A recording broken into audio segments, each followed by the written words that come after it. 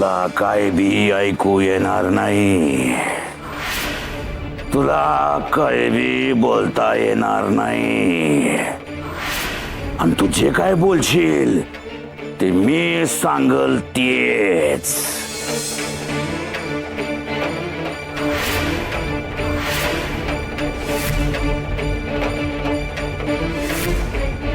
आई अंबा माते, तू खरंच माझी प्रार्थना ऐकलीस. मामांजींना तुझ्याकडे खिचून घेतलंस. आता हे काय नवीन?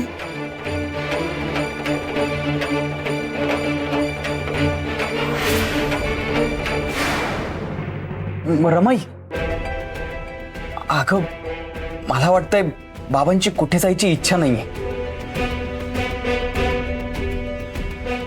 बघ ना, अशक्त झालीत पण दोघांना हलत नाहीयेत. मला वाटतंय त्यांना घरीच राहू देत. आणि पुन्हा तेच म्हणेल मी रमाई, इतक्या वर्षांनी बाबा घरी आलेत, आता त्यांच्या मनाविरुद्ध जबरदस्तीने दूर नको पाठवू ना. आणि अगं आपल्याला नसेल पण बाबांनी देवी आईला ओळखलं. बघ बघ किती भक्तिभावाने बघतायत ते. दिगू, त्यांची तब्येत महत्वाची आहे, म्हणूनच त्यांना मठात पाठवण्याचा निर्णय घेतलाय ना मी. मान्य आहे, तुझा अधिकार आहे रमाई, आणि बाबांच्या बाबतीत सगळे निर्णय तुझेच असतील. पण अगं बाबा न बोलता त्यांची इच्छा सांगताय, त्यांना जायचंच नाहीये. मग आपण बळजबरी नको ना करूया. त्यांना घरीच राहू देत. आणि रमाई, अगं बाबांच्या अंगात दुष्ट शक्ती असत्या तर देवी आई समोर असे बसू शकले असते का ते? बघ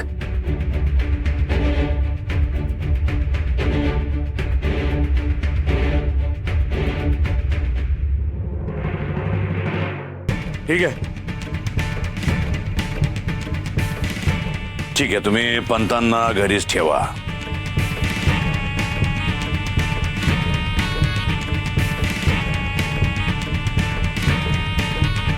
पण जबाबदारी मनोरमे तुझी असेल. दुष्ट शक्तींचा भरोसा कोण देणार? कधी काय बी होऊ शकतं. पंत दुष्ट शक्तींच्या कैदेत होते हे विसरून चालणार नाही आपल्याला. आणि काही गोष्टी काटेकोरपणे पाळाव्या लागतील. तरच आम्ही परवानगी देऊ पंतांना घरी ठेवण्याची. मान्य आहे बाबाजी. तुम्ही सांगितलेल्या सूचनांचं आम्ही अगदी काटेकोरपणे पालन करू.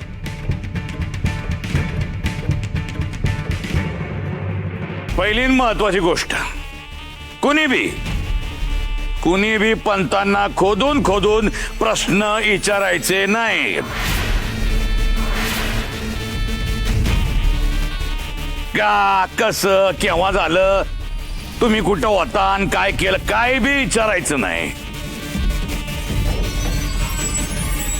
आणि दुसरी आणि महत्वाचीच गोष्ट, काढा अचूक येळेवर द्यायचा.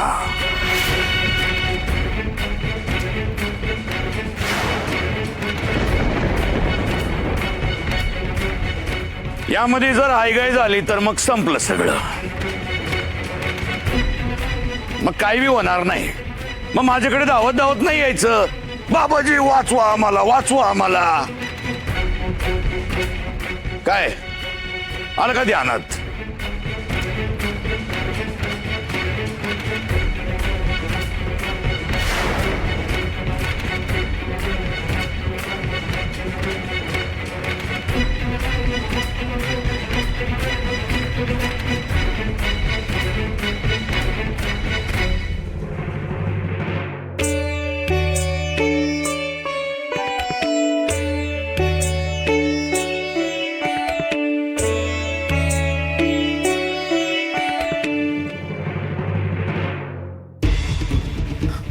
बाबाजी, मनोरमे, जे काय झालं ते अजाबात चांगलं झालं नाही. लय वांगाळ झालेलं आहे. तुझी सून लय आतल्या गाठीची आहे. ती तुझं बिंग फोडणार आज ना उद्या, सांगून ठेवतो तुला. आणि तुला पत्ता बी लागणार नाही त्याचा. सावध राहा तिच्यापासून, सावध राहा. मला सांग, एक पंत अचानक असे वेगळे कस काय वागायला लागले? हा, अचानक देवी समोर जाऊन कस काय बसले? तेच तर मला समजत नाहीये. एरवी त्यांच्याशी बोलायला गेले की त्यांना कळत नाही असंच दिसतं. नाटक म्हणजे नाटक करतायत ते. उगा आपल्या समोर आपल्याला दावायचं म्हणून खोळ्यागत वागतायत ते. सावध राहा. तुझ्या सुनेसमोर बी सावध राहा आणि तुझ्या नवऱ्यासमोर बी सावध राहा. तुझं बिंग कधी बी फुटू शकतं, काय बी होऊ शकतं म्हणा मी, काय बी.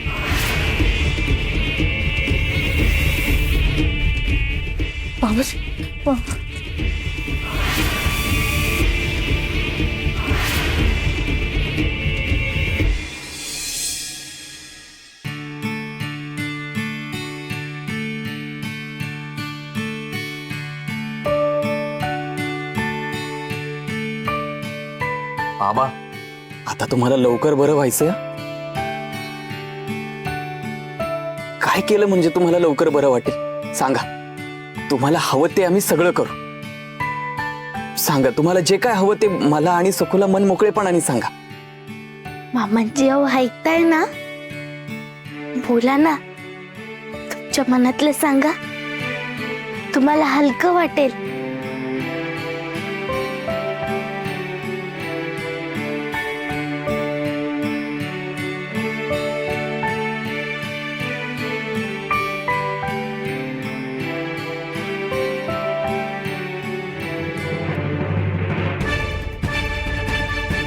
हे दोघे यांना घेरूनच बसलेत. हे काहीतरी बोलून बसतील.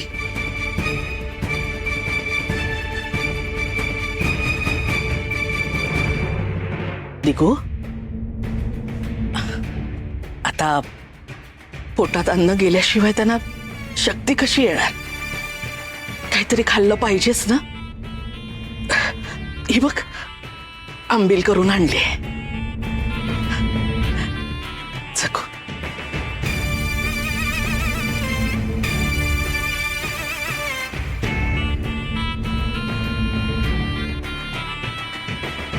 घ्या.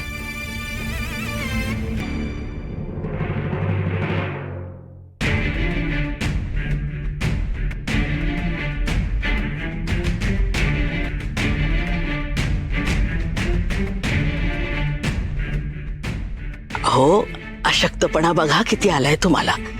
घ्या ना.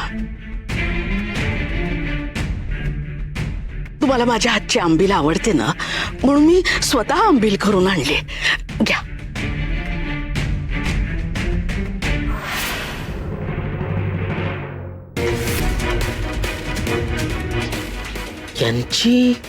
यांची नजर दिगूच्या लक्षात आली नाहीये. कमाल आहे. अहो, असे नका बघू, स्पष्ट दिसतंय. तुम्ही रागाने रोखून बघताय. माहित, बघ ना बाबा कसे शांत बघतायत, एखाद्या ऋषीमुनींच्या सारखे. त्यात राग नाही, लोभ नाही, अतिशय शांत. हो ना?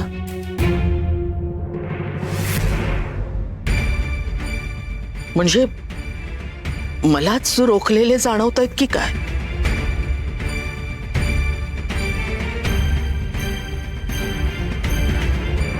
पण खरंच बाबा, थोडं खाऊन घ्या ना. अहो, घ्या ना, प्या. मी बनवले आंबील. अहो, मी बायको आहे तुमची. माझ्या हातनं खायला नको का म्हणताय? घ्या ना.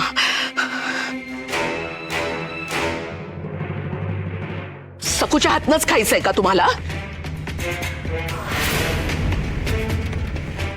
बघितलंस ना दिगू, या सकून तुझ्यासारखं तुझ्या बाबांना सुद्धा फितवलेलं दिसतंय. रमाई, अगं बाबांवर रागवू नकोस ना. तू चिडलीस की उगाच नको ते तर्क करतेस. अगं सखुनी बाबांना बाहेर आणलं, त्यामुळे आता ती त्यांना जवळची ओळखीची वाटत असेल. तिचाच आधार वाटत असेल अगं त्यांना.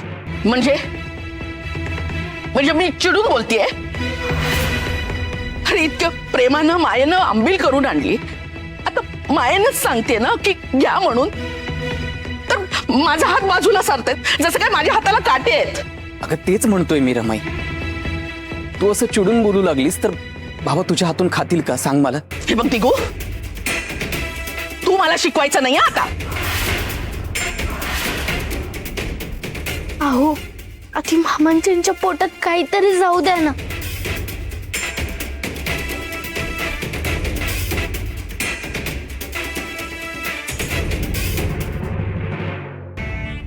खरंय,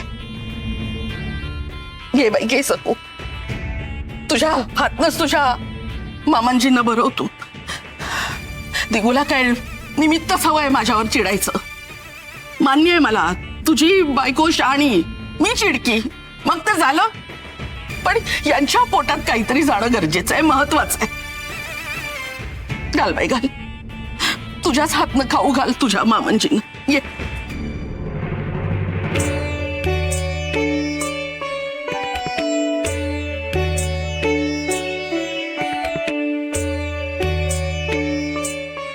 मामांजी बघा, सासूबाईंनी किती माहेने तुमच्यासाठी आंबील आणलंय. लवकर बरं व्हायचंय ना तुम्हाला. घ्या बघू, घ्या.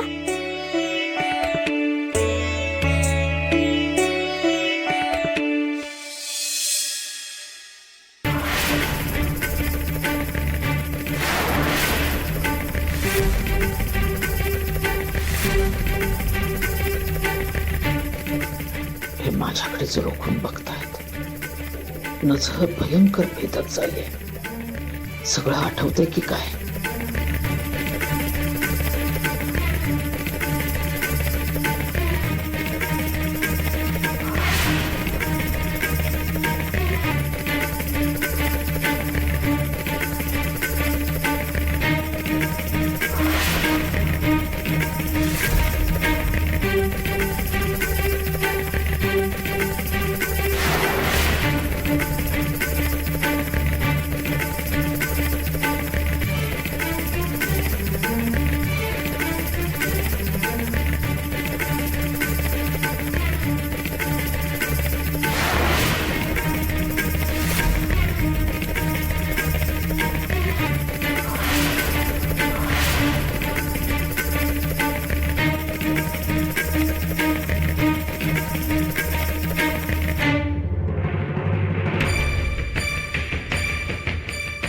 रमाई, अगं तुझ्या चेहऱ्यावर पण खूप थकवा दिसतोय.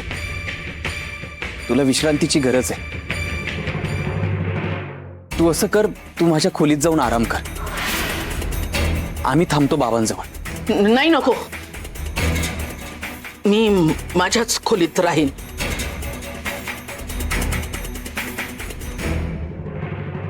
सुनेसमोर बी सावध राहा आणि तुझ्या नवऱ्यासमोर बी सावध राहा.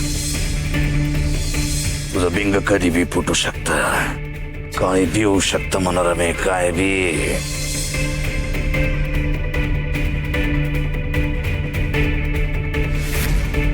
अगं बाई, नक्कीच याला सगळं आठवतंय. हो हो नक्कीच.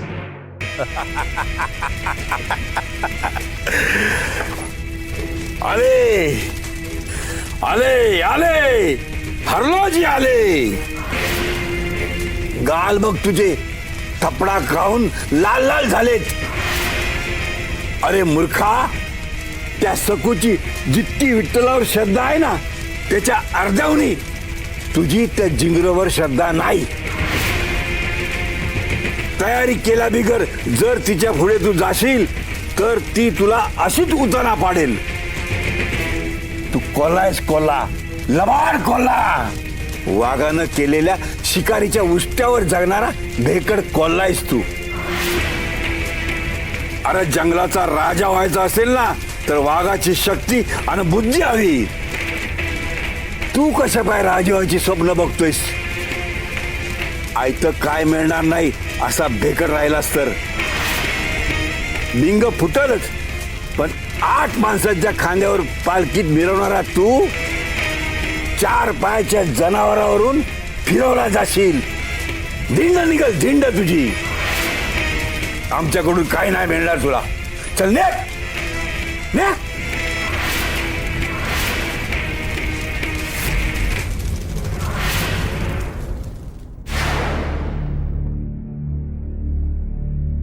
सासूबाईंनी सासूबाईंनी सासूबाईंनी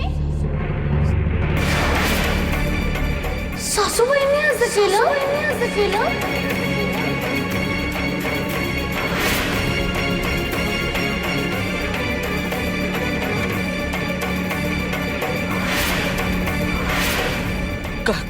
काय झालं?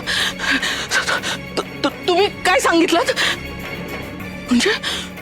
म्हणजे तुम्हाला बोलता येतंय? काय सांगितलं तुम्ही सखूला? काय ग सखू, यांनी काय सांगितलं तुला? सासूबाई तू हा नाही बाळा, इथे नाही, सगळ्यांसमोर होऊ दे.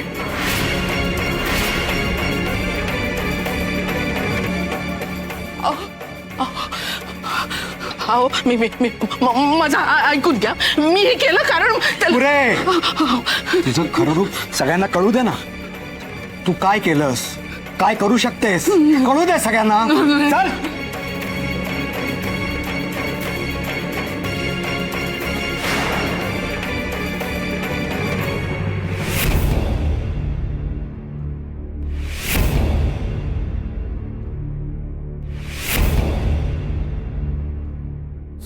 सगळे असे काय बघताय?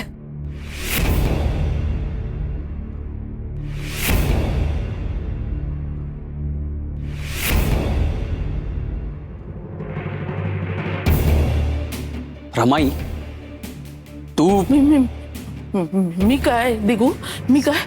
सखूनी मला सगळं सांगितलं. काय सांगितलंय तुला? ते आपण बाबांच्याच तोंडून ऐकूया. बाबा बोला तुम्ही. आज मी तुम्हाला या मनोरमेचं खरं रूप दाखवणार आहे.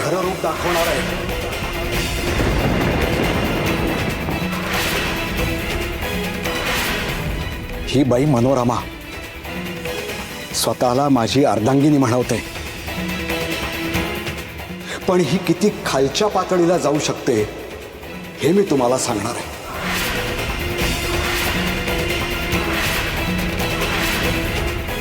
ही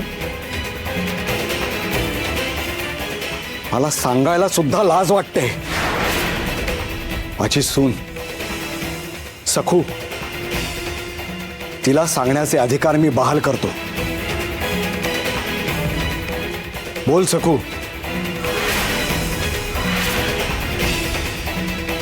सखू, तू कशाला घाबरतेस? कुणाला घाबरतेस? हिला.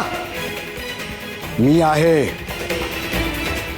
तिच्या डोळ्यात डोळे घालून बोल. ही तुझ्या सासूला शिक्षाच आहे आणि ती व्हायला हवी म्हणून बोल.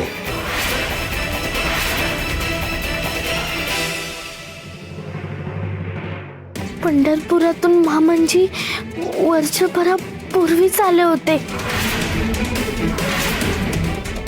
पण सासूबाईंनी आणि बाबाजींनी त्यांना खोलीत डांबावून ठेवलं.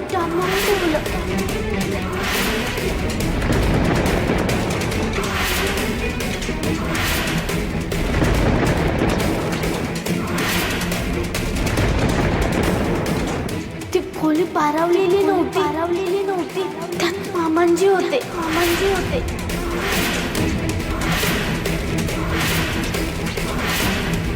कोणी त्या खोलीजवळ जाऊ नये या उद्देशाने ती खोली बंदच ठेवली होती.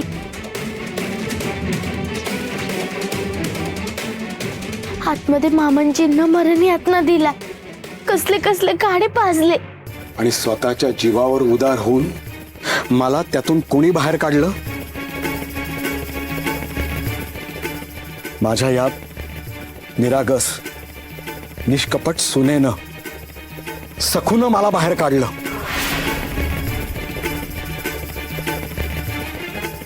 जितकी दुष्ट मनोरमा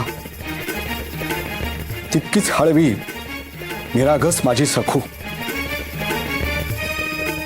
पण खऱ्याची चांगुलपणाची किंमत मनोरमाला कधीच नव्हती, अजूनही नाहीये. हाच तुमच्या समोर सासूतपणाचं नाटक करणाऱ्या मनोरमेचा चेहरा खूप भीषण आहे, भयानक आहे. आता तुला क्षमा नाही. जे करावं ते फेडावं ही रीत आहे. आता तुला एकच शिक्षा, त्या अंधाऱ्या दुर्कट खोलीत मी तुला डांबणार, नाही. जिथं तू मला डांबलं होतंस. आता मरेपर्यंत तुला तिथेच राहावं लागणार. असं करू नका. मी क्षमा माग. क्षमा मागायची वेळ निघून गेली आहे. अहो, तुझ्या पापाचा घडा भरलाय. आता प्रायश्चित्त आवश्यक आहे. तू माझ्यावर, स्वतःच्या नवऱ्यावर अत्याचार केलायस. हो रमाई, तू बाबांवर अन्याय केलास, तुझ्या सोजवळ निरागस सुनेचा छळ केलास. आता तुला क्षमा नाही रमाई. आता ह्यापुढं सखूच ठरवेल तुला काय खायला द्यायचं, कधी खायला द्यायचं ते.